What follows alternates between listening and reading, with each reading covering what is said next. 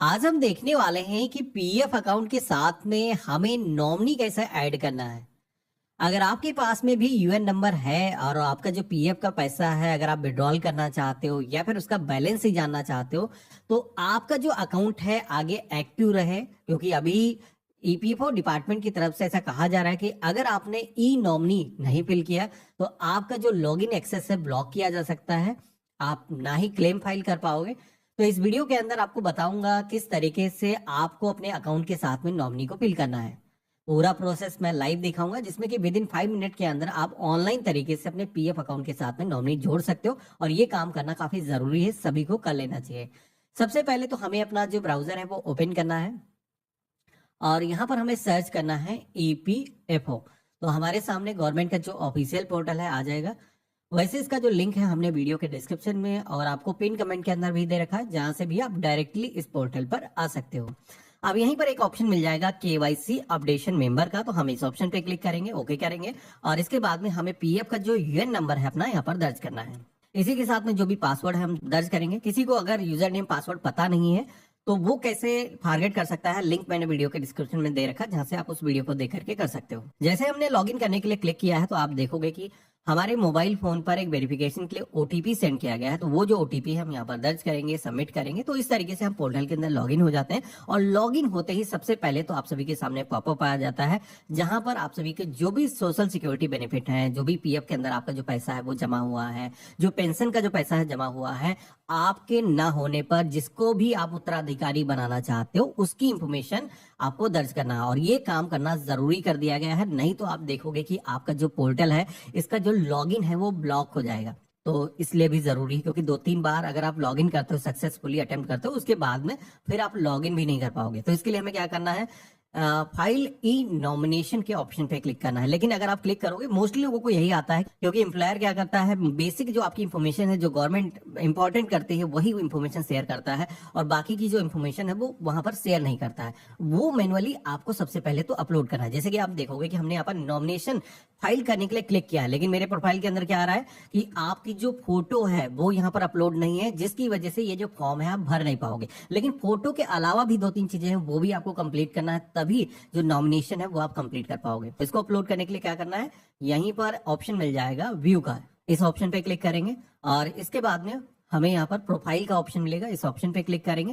तो अब आप देखोगे कि यहाँ पर कुछ ऐसी इंफॉर्मेशन है जो कि जरूरी है। यहाँ पर आप देखोगे कि हमारा जो एड्रेस है वो भी यहाँ पर फिल नहीं है, ये भी अगर पहले से मौजूद नहीं होता है फिर भी आप नॉमिनेशन को फाइल नहीं कर सकते हो। तो करना क्या है, सबसे पहले तो हमें एक पासपोर्ट साइज की जो अपनी फोटो है वो अपलोड करना है। फोटो आपकी प्रोफेशनल होनी चाहिए। कई बार क्या आता है कि हम लोग सेल्फी अपलोड करते हैं, सेल्फी नहीं अपलोड करना है। जैसे कि दोनों कान हल्का हल्का विजिबल होने चाहिए, जैसे पासपोर्ट वगैरह पर या फिर आपके डॉक्यूमेंट पर लगे होते हैं। फोटो का साइज जो है यहाँ पर काफी वेरी करता है, साइज ज्यादा नहीं होना चाहिए। तो अगर आपने मोबाइल फोन से कैप्चर किया है तो इसका जो डायमेंशन है जैसे कि यहाँ पर मेंशन किया गया है, तो आप हमारी वेबसाइट सरकारी डीएनए टूल्स पर जा करके वहां पर फोटो को अपलोड करके उसको क्रॉप कर सकते हो, रिसाइज कर सकते हो, पासपोर्ट साइज की जो फोटो है वो बना सकते हो। यहाँ पर हम डाउनलोड कर लेंगे, इसके बाद में सेलेक्ट कर लेंगे, प्रीव्यू यहाँ पर आ चुका है और इसके बाद में अपलोड फोटो के ऑप्शन पे क्लिक करेंगे। तो इस तरीके से फोटो हमारी अपलोड हो चुकी है। अब बारी आती है एड्रेस को भी कंप्लीट करने की, क्योंकि ये इंफॉर्मेशन मौजूद नहीं है, इसकी वजह से भी नॉमिनेशन हम नहीं भर पाएंगे। तो यहाँ पर सबसे पहले तो परमानेंट एड्रेस के ऑप्शन पे क्लिक करेंगे और यहाँ पर आपका जो परमानेंट एड्रेस है वो दर्ज करना है। करंट एड्रेस, वर्तमान में अगर आप किसी दूसरी जगह पर रह रहे हो काम के सिलसिले में और आपके केस में परमानेंट एड्रेस एप्लीकेबल है, तो दोनों ही एड्रेस यहाँ पर सेक्शन मिलते हैं, अलग अलग यहाँ पर बॉक्स दिए गए हैं। यहाँ पर परमानेंट एड्रेस रहेगा और यहाँ पर आपका करंट एड्रेस हो जाएगा।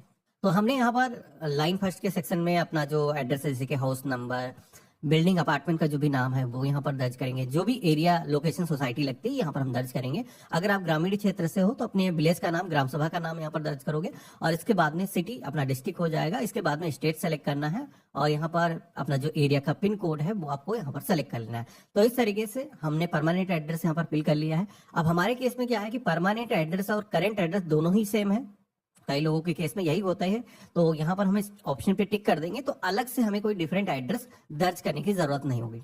यहाँ पर एक चीज बता देता हूँ कि कई बार स्टेट जब आप सेलेक्ट करते हो तो डिस्ट्रिक्ट चूज करने का ऑप्शन नहीं आता, क्योंकि ये जो पोर्टल है काफी पुराने जमाने का पोर्टल है और इसको गवर्नमेंट ने अभी तक अपग्रेड नहीं किया है। और ये काफी जरूरी है क्योंकि इस पोर्टल पर काफी ग्लिच चलते रहते हैं। तो अगर ऐसा मैसेज आपको आता है तो दोबारा से 5-10 मिनट के बाद में आपको ट्राई करना है और ये हो जाएगा। अब यहाँ पर दोनों ही एड्रेस हमने फिल कर लिए हैं। अब इसके बाद में हम यहाँ पर सबमिट के ऑप्शन पे क्लिक करेंगे। तो इस तरीके से हमने अपना एड्रेस भी कंप्लीट कर दिया है, अपनी जो फोटो है वो भी अपलोड कर दी है। अब हम नॉमिनेशन फिल करते हैं। तो नॉमिनेशन फिल करने के लिए होम पेज पर ही ऑप्शन आ जाता है, बाकी मेनू भी यहाँ पर ऑप्शन दिया गया। तो अगर ये बैनर आपको नहीं दिखता तो मेनू के सेक्शन में भी जा करके यहाँ से आप अप्लाई कर सकते हो।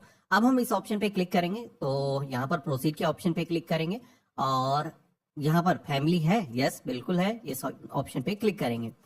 इसके बाद में अब यहाँ पर आप सभी को जिनको भी नॉमिनी आप बनाना चाहते हो, जैसे कि आपके मम्मी हो सकते हैं, आपके पापा हो सकते हैं, आपकी पत्नी हो सकते हैं, तो उनकी जो डिटेल है वो आपको यहाँ पर दर्ज करना है।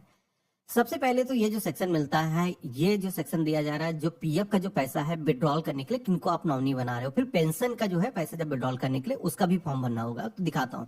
तो यहाँ पर जो भी फैमिली मेंबर है उनका जो आधार नंबर हम दर्ज करेंगे, नाम यहाँ पर दर्ज करेंगे, साथ ही में डेट ऑफ बर्थ हम यहाँ पर दर्ज करेंगे और मेल फीमेल जो भी जेंडर है यहाँ पर आपको सेलेक्ट करना है। और इसके बाद में आप सभी को जो रिलेशन है आपका इस सेक्शन में आना है। तो नॉमिनी से आपका क्या रिलेशन है, जैसे कि पत्नी है या फिर आपका बेटा है, आपकी बेटी है या फिर आपके पिता है, तो आप यहाँ पर इस ऑप्शन में से सेलेक्ट करोगे।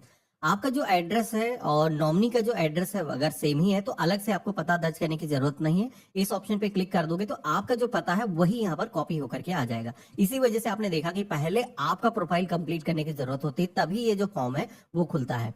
अब इसके बाद में इनकी जो फोटो है वो भी हमें अपलोड करना है। तो नॉमिनी जिनको हम बना रहे हैं उनकी जो फोटो है पासपोर्ट साइज की वो हमें लगाना है। तो फोटो पासपोर्ट साइज की जैसे मैंने बताई थी वैसी होनी चाहिए, आप वहीं से इसको रिसाइज कर सकते हो। और इसके बाद में हम यहाँ पर फोटो को चूज फाइल के ऑप्शन पे क्लिक करके सेलेक्ट करेंगे, ओपन करेंगे तो रिव्यू यहाँ पर आ चुका है। अगर आपको इसको जूम करना है, क्रॉप करना है तो आप यहाँ से कर सकते हो। मेरे केस में बिल्कुल ही परफेक्ट है। हम यहाँ पर अपलोड फोटो के ऑप्शन पे क्लिक करेंगे तो इस तरीके से फोटो यहाँ पर अपलोड हो चुकी है।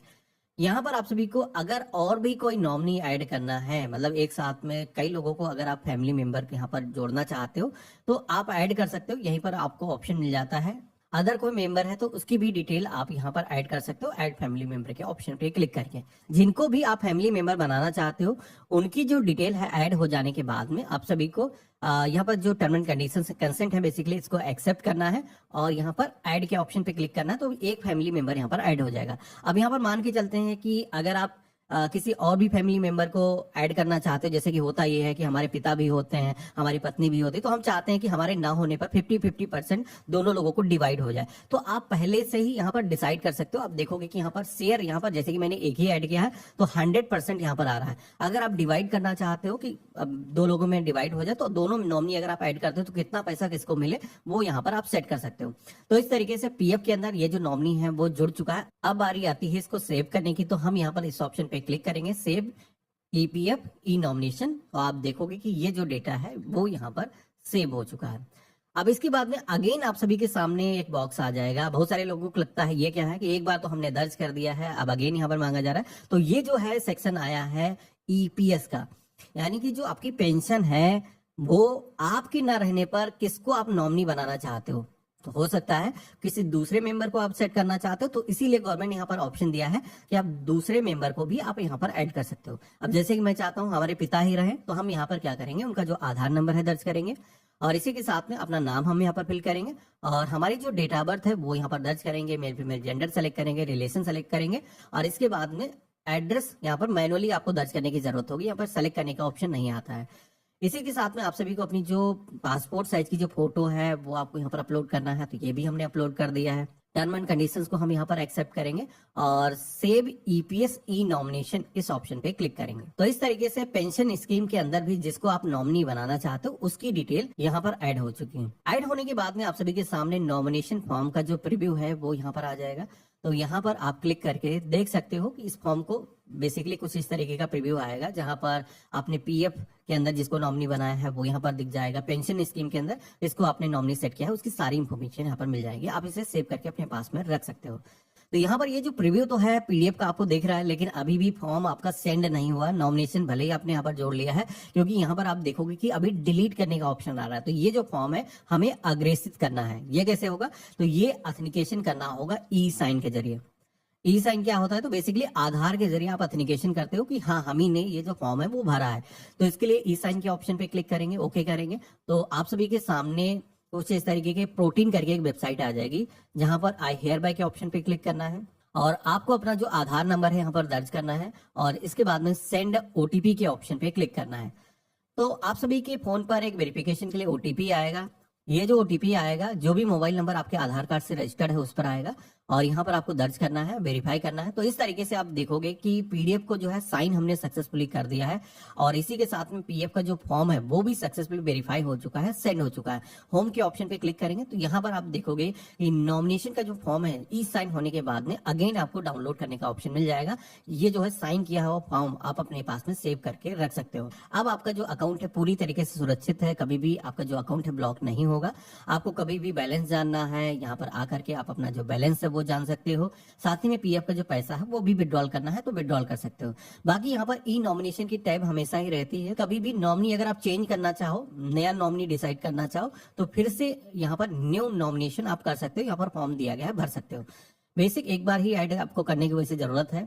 अब अगर आपको ये देखना है कि पीएफ का जो पैसा है वो कैसे विड्रॉल किया जाता है, किस तरीके से हमें पीएफ का पैसा, पेंशन का पैसा निकालना है, इन सारे टॉपिक पर मैंने ऑलरेडी वीडियो बना रखा है।